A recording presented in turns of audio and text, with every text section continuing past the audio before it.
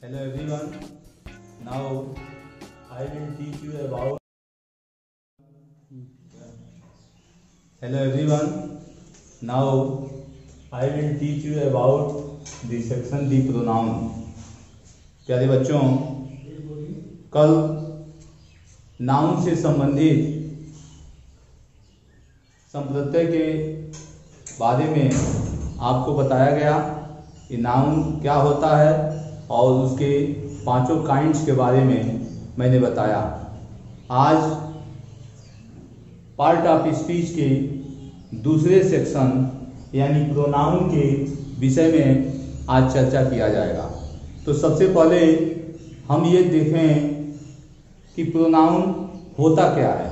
जैसे आप यहाँ देख रहे हैं, नाउन से पूर्व तीन शब्दों को लगा दिया गया प्रो, यानी इसका मतलब ये रहा कि इसके कुछ उदाहरण ऐसे हैं जो नाउन के संप्रत्यय से मिलते जुलते हैं। जैसे नाउन की जो परिभाषा होती है कि noun is the name of person, place और थिंग। किसी व्यक्ति, वस्तु, स्थान के नाम को नाउन कहते हैं। सेम वे किसी व्यक्ति, वस्तु, स्थान के स्थान पर जो दूसरे प्रयुक्त शब्द होते हैं वे प्रोनाउन कहलाते हैं। यानी ऐसे शब्द जो नाउन के स्थान पे प्रयुक्त होते हैं उसे हम प्रोनाउन कहते हैं। यहाँ उदाहरण देखिए, ए प्रोनाउन इज ए वर्ड, यानी जो सर्वनाम है वह क्या है, तो ए प्रोनाउन इज ए वर्ड एक ऐसा शब्द है which is used in place of noun, जो नाउन के स्थान पर प्रयुक्त होता है।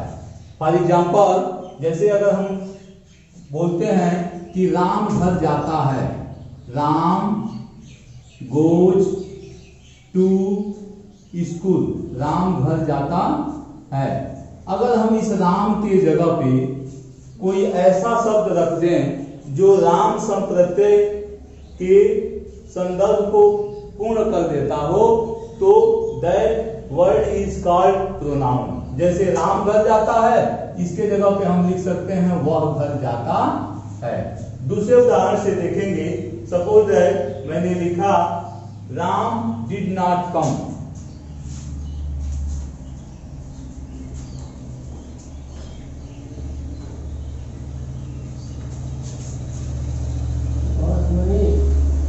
Ram did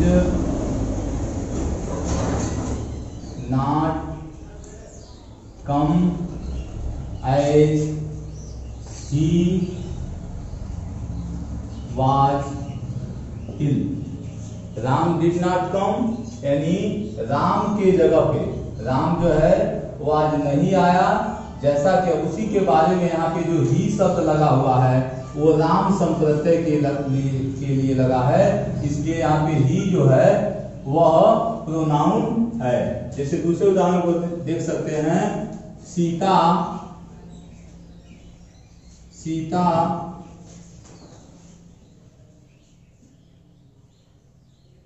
failed because she did not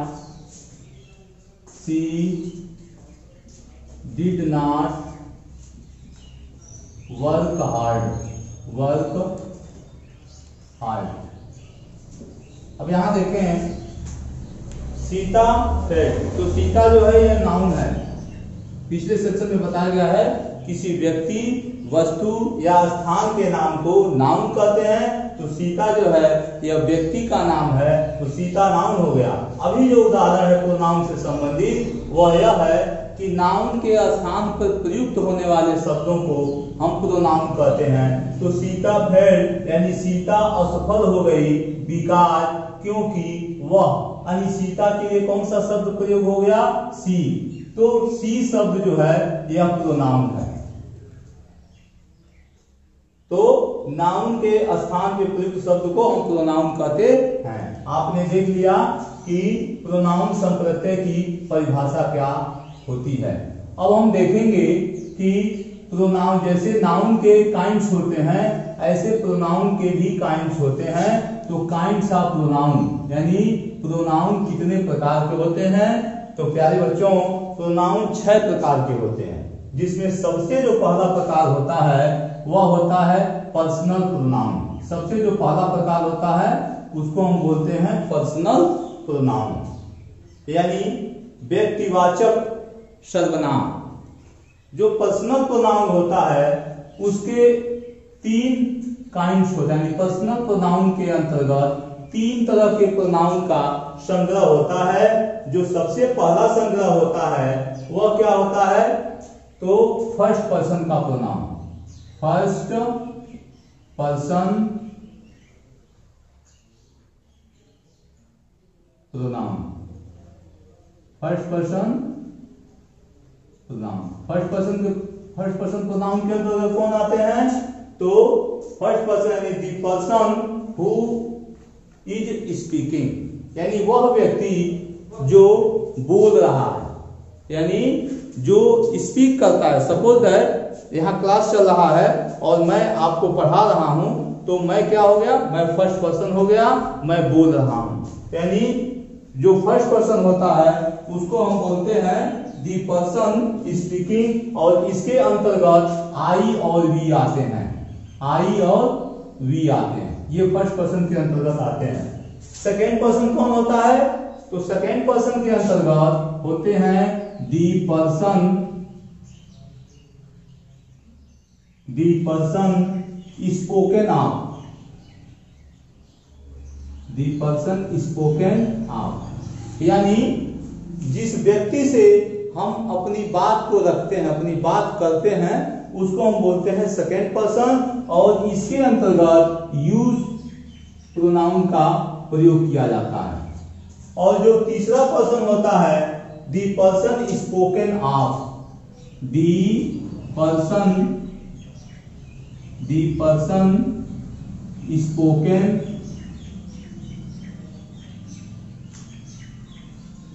sorry ये स्पोकन टू होगा क्योंकि उससे बात करते हैं ना, यहाँ स्पोकन ऑफ होगा, यानी दी पर्सन स्पोकन ऑफ, यानी जिसके विषय में हम बात करते हैं उसे हम बोलते हैं थर्ड पर्सन। व्यवहारिक भाषा में इस चीज को हम जान सकते हैं, टीचर जो होता है यानी जो वक्ता होता है, स्पीकर होता है, उसे हम फर्स्ट पर्सन करते हैं, उसके अंतर्गत आई और वी आते हैं। जिसे हम बात करते हैं, तो बात हम किससे कर रहे हैं, तो हम आप लोगों से बात कर रहे हैं, तुम लोगों से बात कर रहे हैं, तो उसके अंतर्गत यू आता है। और जिसके विषय में हम बात करते हैं वह होता है थर्ड पर्सन, यानी इसके अंतर्गत ही, सी, इट और दे, ये थर्ड पर्सन के अंतर्गत आते हैं, यानी यह हो गया आपका पर्सनल प्रोनाउन। दूसरा जो सेक्शन है वह है काइंड्स ऑफ प्रोनाउन के अंतर्गत जो दूसरा भाग है वह है reflexive pronoun. Reflexive pronoun, reflexive pronoun किसे कहते हैं, यानी जब व्यक्ति स्वयं किसी काम को करता है, जब व्यक्ति जो है जो कर्ता होता है उसके द्वारा किए गए काम जो है कर्ता को ही इंगित करते हैं, तो उसको हम बोलते हैं रिफ्लेक्सिव प्रोनाउन। जैसे राम ने स्वयं अपनी किताब पढ़ाया, राम ने स्वयं यह काम किया, लड़कों ने स्वयं इस घर को बनाया, यानी ऐसे प्रोनाउन जिसमें सेल्फ और सेल्फ दो चीजें हैं, यस ई यल एफ है और यस ई यल ही ई यस, सेल्फ, यानी इन दो चीजों का जिसमें प्रयुक्त हो वह जो होता है रिफ्लेक्सिव प्रोनाउन को डिनोट करता है, रिफ्लेक्सिव प्रोनाउन को संकेत करता है। जैसे ही, एग्जाम्पल,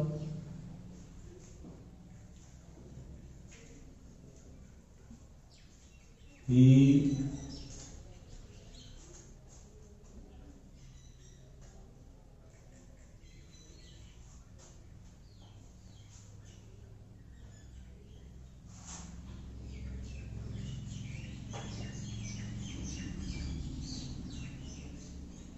he picked himself।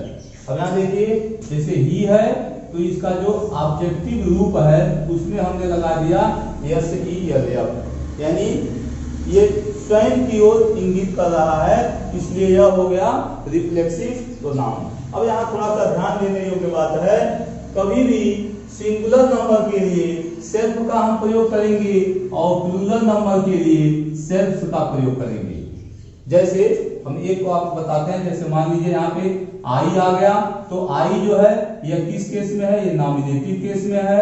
यहाँ पे मैंने लिख दिया माई, माई और यहाँ लिख दिया माइन, तो ये जो है इसके पॉजिटिव केस है, यानी संबंध बताने वाले कारक हैं। और यहाँ पे मैंने लिख दिया मी, ये इसके ऑब्जेक्टिव केस है, यानी ये नॉमिनेटिव केस हो गया, ये मी जो है ऑब्जेक्टिव केस हो गया, और यह जो माई और माइन है ये पॉजिटिव केस हो गया। और इसमें जब हम सेल्फ लगा देंगे, यानी माई का क्या हो जाएगा, माई सेल्फ, यानी जो पॉजिटिव केस है उसमें सेल्फ या SELF सेल्फ लगा करके उसकी एक वचन और बहुवचन का निर्माण हम करते हैं, और यह जो है रिफ्लेक्सिव प्रोनाउन के अंतर्गत आता है। जो तीसरा इसमें टॉपिक है उसको हम बोलते हैं डिमॉन्स्ट्रेटिव प्रोनाउन। डिमॉन्स्ट्रेटिव यानी संकेतवाचक सर्वनाम। संकेतवाचक सर्वनाम के अंतर्गत 4 वर्ड आते हैं। जैसे यहाँ पे मैंने लिख दिया है, एक पहला आता है दिस, दूसरा है दैट, तीसरा है दीज और चौथा है दोज, यानी दिस दैट दीज और दोज। स्पेशली ये चारों जो वर्ड हैं, यह जो चारों वर्ड हैं यह डिमॉन्स्ट्रेटिव एडजेक्टिव के रूप में है। इसको हम डिमॉन्स्ट्रेटिव एडजेक्टिव भी कहते हैं, लेकिन जब यह किसी नाउन की ओर संकेत करते हैं तब इनका प्रयोग जो है डिमॉन्स्ट्रेटिव प्रोनाउन के अंतर्गत होता है। जैसे अगर हम यहाँ पे लिखे हैं this is a boy, this is a boy, तो बॉय एक नाउन है और उसकी ओर संकेत करने वाला शब्द ये दिस लगा है, इसलिए दिस जो है यहाँ पे डिमॉन्स्ट्रेटिव प्रोनाउन के रूप में प्रयुक्त हुआ है। और यहाँ पे जहां तक इसके यूज की बात है तो ये छोटी कक्षाओं से आप पढ़ते हुए आ रहे हैं कि दिस और जो दैट है वह दोनों सिंगुलर नंबर के पर्सन के लिए प्रयुक्त होते हैं, यानी जब कोई चीज एक वचन में हो और वह नजदीक स्थित हो तो उसके लिए हम दिस का प्रयोग करेंगे। एक वचन में कोई वस्तु हो और वह दूरी पे स्थित हो तो उसके लिए हम दैट का प्रयोग करेंगे। दीज और दोज को देख लीजिए, ये दोनों जो है बहुवचन के लिए प्रयुक्त होते हैं। और जब कोई वस्तु एक से अधिक हो यानी प्लूरल फॉर्म में हो और वह नजदीक स्थित हो तो उसके लिए हम दीज का प्रयोग करेंगे, और प्लूरल फॉर्म में कोई वस्तु हो और वह दूरी पे स्थित हो तो उसके लिए हम दोज का प्रयोग करेंगे। तो इस प्रकार हमने देखा दी प्रोनाउन के 3 पार्टों का मैंने अध्ययन किया। एक बार फिर से संक्षेप में इस पर हम चर्चा कर ले रहे हैं, यानी जो शब्द नाउन के जगह पे प्रयुक्त होते हैं उसे हम प्रोनाउन कहते हैं। प्रोनाउन 6 प्रकार के होते हैं। जो पहला प्रकार होता है उसे हम पर्सनल प्रोनाउन कहते हैं। पर्सनल प्रोनाउन 3 प्रकार के होते हैं, जिसे हम फर्स्ट पर्सन, सेकंड पर्सन और थर्ड पर्सन के नाम से जानते हैं। फर्स्ट पर्सन के अंतर्गत आई और वी आते हैं, सेकंड पर्सन के अंतर्गत यू आता है, थर्ड पर्सन के अंतर्गत ही, सी, इट और दे आते हैं। फर्स्ट पर्सन उसे कहते हैं जो स्वयं वक्ता होता है, स्पीकर होता है। सेकंड पर्सन उसे कहते हैं जिससे हम अपनी बात को रखते हैं, और थर्ड पर्सन उसे कहते हैं जिसके विषय में हम कोई बात करते हैं। तो ये आपने देखा पर्सनल प्रोनाउन से संबंधित। अब आप देखिए रिफ्लेक्सिव प्रोनाउन। रिफ्लेक्सिव प्रोनाउन हम किसे कहते हैं? तो रिफ्लेक्सिव प्रोनाउन हम उसे कहते हैं जो करने वाले व्यक्ति की ओर ही स्वयं का जो संकेत करते हैं। जैसे मैंने यह काम स्वयं किया, और उसके लिए सेल्फ और सेल्फ, यानी एक वचन में अगर वो सब्जेक्ट नॉमिनेटिव केस है तो सेल्फ का प्रयोग करेंगे, बहुवचन में है तो हम सेल्फ का प्रयोग करेंगे। यानी सेल्फ और सेल्फ लगा करके किसी प्रोनाउन के ऑब्जेक्टिव फॉर्म में हम जो है पॉजिटिव केस में हम जो है रिफ्लेक्सिव प्रोनाउन का निर्माण करते हैं। जैसे योर सेल्फ है, यू का जो है पॉजिटिव केस जो है वह योर होता है तो उसका योर सेल्फ हो जाएगा। वी का जो है आवर होता है तो आवर सेल्फ हो जाएगा, आवर सेल्फ हो जाएगा। यू दे का देम सेल्फ हो जाएगा। ऐसे ही का हिमसेल्फ हो जाएगा, सी का हर सेल्फ हो जाएगा। ऐसे हम रिफ्लेक्सिव प्रोनाउन का निर्माण करते हैं। तीसरा जो टॉपिक है वो डिमॉन्स्ट्रेटिव प्रोनाउन है। तो डिमॉन्स्ट्रेटिव प्रोनाउन यानी संकेतवाचक सर्वनाम, हिंदी के नाम से ही प्रतीत हो रहा है कि जो चीजें संकेत करती हैं यानी किसी नाउन की ओर इंडिकेट करती हों उसे हम डिमॉन्स्ट्रेटिव प्रोनाउन कहते हैं। और इसके अंतर्गत 4 शब्द आते हैं, दिस, दैट, दीज और दोज। तो दिस, दैट के प्रयोग किसी एक नाउन को इंडिकेट करने के लिए होता है और दीज, दोज का प्रयोग मतलब प्लूरल फॉर्म में स्थित नाउन को इंडिकेट करने के लिए होता है। और दिस जो है नजदीकी के लिए, दैट दूरी के लिए, दीज नजदीकी के लिए और दोज दूरी के लिए प्रयुक्त होते हैं। कल हम अन्य 3 टॉपिक पे कल जो शेष टॉपिक बचा हुआ है उस पर चर्चा करेंगे।